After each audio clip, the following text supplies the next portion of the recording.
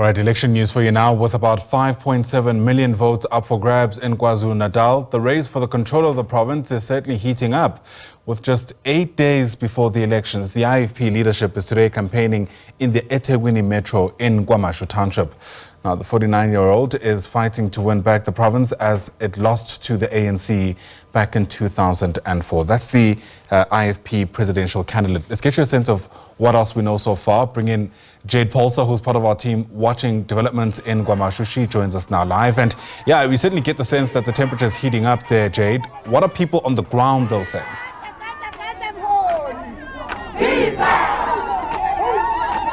Well, a very good morning to you, Ayanda.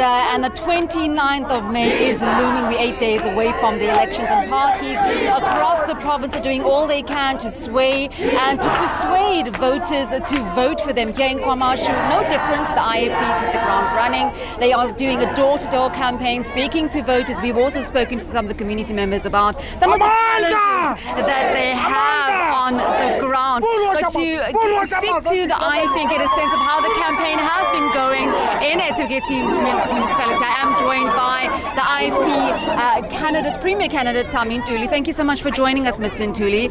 You've been very busy. On Sunday, we saw you at the mega rally that we had at Zwelithini Stadium. Today, you're in KwaMashu. How has the campaign been going? Well, I think we're getting stronger and stronger each and every day. The way people are coming in thousands wherever we are, as you can see here, I'm only with the volunteers here. It's like I'm in another rally, whereas they are just ordinary volunteers from the North Central constituency who will be doing door-to-door, speaking to the different households on their needs and also the promises of the IFP. And we are hopeful that our campaign is going well. And I think we are being inspired with the recent victories that we have seen in by-elections, even for the upward trajectory during the 2021 local government, wherein we regained most of the municipalities and even winning the wards that were historically led by the governing party. And you know that this side we have been not enjoying much of a support, but on a Sunday you saw something which was a miracle, wherein only the people of eThekwini could fill up King Zwelithini Stadium. In the history of the IFP, we never had an instance wherein only the people from eThekwini will fill up that stadium of that capacity. So I think that is the evidence that the IFP is enjoying support everywhere now, including in the areas where we have been thin for quite some time.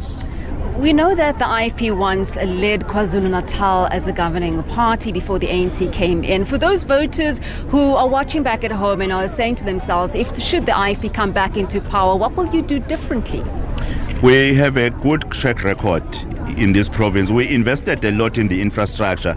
You talk about more than 6,000 classrooms. You talk about colleges of education that were producing quality teachers, which are now used as TVET colleges. You talk about the universities, including the Mangosi University of Technology.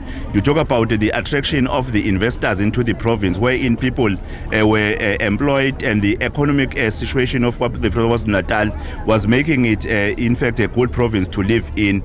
And with the issues of crime were not as skyrocketing as they are today, and we are of the view as the IFP that when they give us an opportunity to lead KwaZulu-Natal, we'll continue where we ended, we'll fix everything that is wrong, we'll inspire a hope for the future of our children, because what should be in our conscience now is how can we ensure that the future of our children becomes a successful future, despite the challenges that are facing the province of KwaZulu-Natal, to eradicate the issues of poverty and corruption, to ensure that we fight crime with the citizens of KwaZulu-Natal.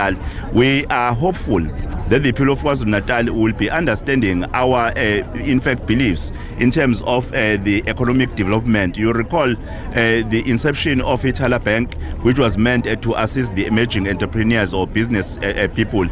And that is what we believe we must invest a lot of money in on the ground, so that a lot of people will be job creators and also, in fact, employ themselves. Mr. Ntuli, before I let you go, you've also been very vocal about eThekwini Municipality, and you've gone on record to say that should you come into power, the first thing you're going to do is dissolve the municipality. Yeah, the situation of eThekwini, you know, eThekwini is the economic hub of KwaZulu-Natal, not only KwaZulu-Natal. Even when you talk about the country as a whole, is one of the strategic hubs. Unfortunately, the eThekwini is in a very bad state now.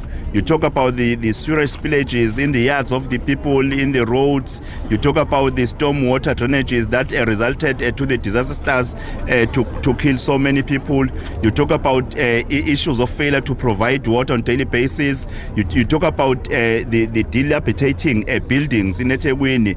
You see, the situation here in eThekwini really is no longer a situation that can attract investors.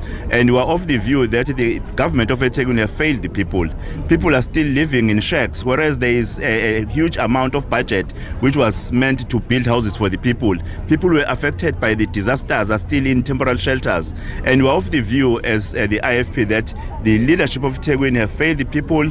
And when people vote us to be in government in KwaZulu-Natal, we'll take a route of disbanding this municipality so that people will elect new councillors who will be fit for the purpose, councillors who will ensure that they address issues of service delivery, the issues of the repairs and maintenance of the aging infrastructure, so that eThekwini will become a glorious city again. Because eThekwini was the pride of KwaZulu-Natal in South Africa, of which is no longer that now. So many people here, they're living in drugs, so many people are unemployed. The issue of crime is a daily bread. Thank you very much for joining us, Mr. Ntuli. Well, that was Tami Ntuli, the IFP KZN Premier candidate here in KwaZulu-Natal, just talking to us whilst they're doing their campaign door-to-door here in KwaMashu, saying there that the first mandate that they will have once they come into power, Ayanda, is to dissolve the eThekwini Municipality and restore eThekwini to its former glory days. It's back to you in studio.